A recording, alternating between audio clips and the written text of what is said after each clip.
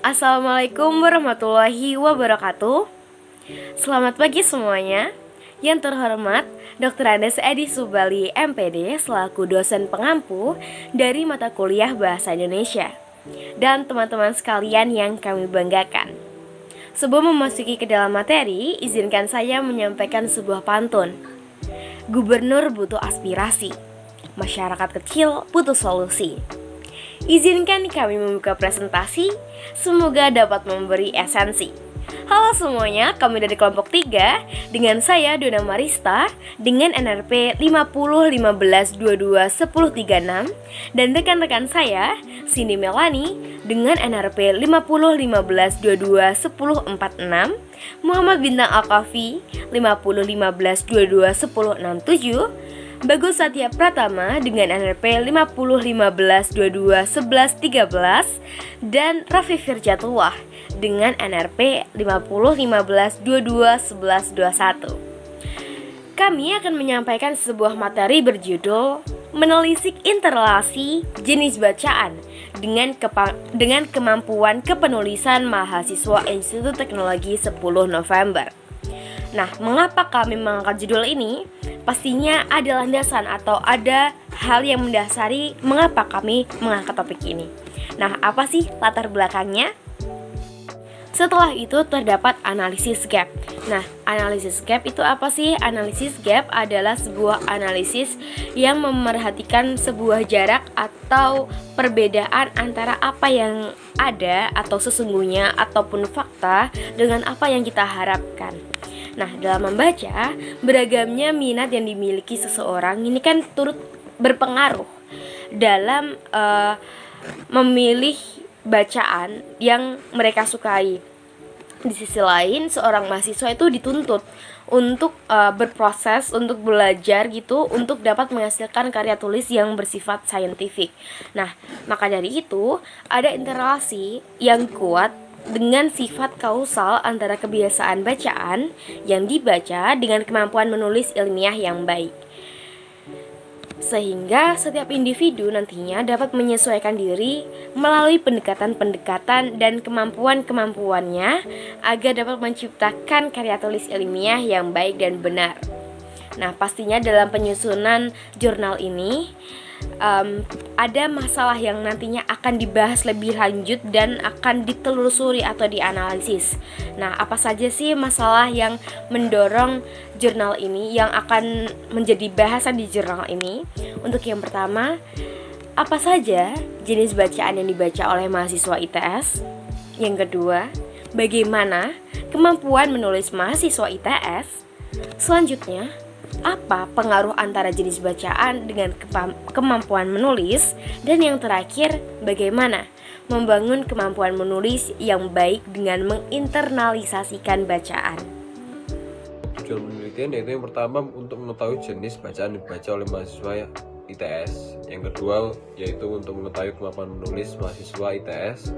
Yang ketiga yaitu untuk mengetahui dan menjelaskan pengaruh antara jenis bacaan dan kemampuan menulis. Yang keempat, untuk mengetahui dan menjelaskan bagaimana membangun kemampuan menulis yang baik dengan menginternalisasi bacaan. Manfaat penelitian yang pertama yaitu dapat menjadi khazanah pengetahuan yang mampu meningkatkan kemampuan dan minat mahasiswa dalam membaca dan menulis. Yang kedua yaitu dapat menjadi landasan dalam perancangan model dan proses pembelajaran dalam pendidikan peserta didik. Untuk metode penelitian yang digunakan yaitu metode kuantitatif dan kualitatif. Pada tahap pertama yang menggunakan metode penelitian kuantitatif berupa survei menggunakan kuesioner Google Form. Pada tahap kedua menggunakan penelitian kualitatif berupa analisis data guna menyederhanakan data yang diperoleh ke dalam bentuk yang lebih mudah dibaca dan diinterpretasikan. Selanjutnya adalah hasil dan pembahasan. Pada pertanyaan pertama itu mayoritas menjawab jarang, yang itu sebesar 73,3%. Hal ini menunjukkan bahwa responden memiliki minat baca yang rendah, dan hal ini diperkuat oleh survei yang dilakukan oleh UNESCO pada tahun 2016 yang menemukan bahwa minat baca masyarakat Indonesia sangat memprihatinkan. Bahkan pada data tersebut itu sebesar 0,001%, yang artinya setiap 1.000 orang itu hanya 1 orang yang rajin membaca. Selanjutnya, pada pertanyaan 2 itu mayoritas penjawab itu menjawab sebesar 60% adalah menjawab fiksi. Jadi data di atas menunjukkan bahwa mahasiswa masa kini cenderung terbiasa membaca bacaan jenis fiksi karena mereka mungkin berpikir bahwa buku bacaan jenis fiksi itu terkesan membosankan, padahal banyak sekali manfaat yang dapat diraih dengan membaca bacaan non-fiksi. Selanjutnya kita akan beralih ke pertanyaan ketiga. Berdasarkan data dari 30 orang responden, sebanyak 18 orang menjawab memiliki pengalaman di bidang kepenulisan. Yang ada ini selaras dengan memang bahwa mahasiswa itu tidak lepas dengan kegiatan kepenulisan seperti mengerjakan tugas, menulis jurnal, esai, dan lain sebagainya. Selanjutnya, kami menanyakan apakah responden mengalami kesulitan dalam menulis karya tulis ilmiah. Hasil yang kami dapatkan yakni sebagian besar menjawab kesulitan. Hal ini tentunya dilatar belakangi atas jawaban responden pada pertanyaan-pertanyaan sebelumnya yang kami ajukan. Alasan yang diberikan responden umumnya juga menunjukkan mereka kesulitan pada penentuan ide, penemuan referensi, dan juga kemampuan penulisan baku dan ilmiah. Pada pertanyaan selanjutnya, yakni karya apa yang biasa responden tulis, sebagian besar menjawab yakni karya tulis ilmiah. Ada juga yang menjawab karya non ilmiah dan sisanya tidak ada yang menulis.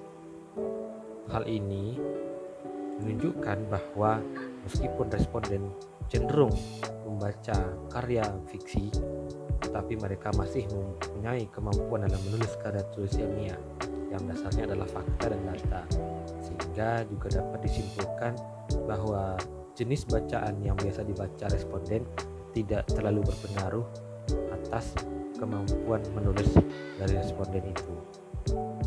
Baik, dari keseluruhan materi yang telah disampaikan oleh teman-teman saya, kesimpulan yang bisa diambil dari penelitian kecil ini adalah jenis buku bacaan memiliki pengaruh yang tidak signifikan terhadap kemampuan menulis mahasiswa Institut Teknologi 10 November. Hal ini dapat dilihat dari bukti hasil kuesioner yang menunjukkan bahwa sebesar 60% dari 30 mahasiswa memiliki pengalaman dalam menulis karya ilmiah. Sedangkan hasil kuesioner juga menunjukkan bahwa sebesar 60% dari 30 mahasiswa terbiasa membaca buku fiksi. Jadi, kita dapat mengetahui bahwa jenis buku yang responden sering baca bukan merupakan aspek utama yang mempengaruhi keterampilan menulis mereka. Bisa jadi keterampilan menulis mereka atau mahasiswa bisa dipengaruhi oleh aspek lain. Maka dari itu, saran yang bisa kita berikan adalah mahasiswa sebaiknya memperbanyak dan memperkaya jenis bacaan sesuai dengan output yang ingin mereka hasilkan. Misalnya, ketika kita ingin menulis suatu karya ilmiah, maka jenis bacaan yang perlu dikonsumsi lebih banyak adalah buku-buku non-fiksi. Begitu juga sebaliknya, jika kita ingin handal dalam menulis karya tulis ilmiah, maka perbanyak membaca buku-buku fiksi. Dengan begitu, mahasiswa diharapkan mampu menyesuaikan metode membaca dan menulis yang baik dan benar agar dapat menghasilkan output yang berkualitas dan bermanfaat serta juga sesuai dengan harapan. Baik, selanjutnya terdapat daftar pustaka yang berisikan tentang sumber-sumber yang kami gunakan sebagai referensi untuk menyusun jurnal ini. Lalu, untuk yang terakhir kalinya, karena kami sudah menyampaikan semua materi pada pertemuan kali ini, karena tadi dimulai dengan pantun, maka nggak afdol nih kalau misalkan nggak ditutup dengan pantun. Oke, mohon maaf bila presentasi belum sempurna. Jika ada yang sempurna, mungkin saat kita masih bersama. Kami dari kelompok 5 izin mengundurkan diri. Terima kasih dan wassalamualaikum warahmatullahi wabarakatuh.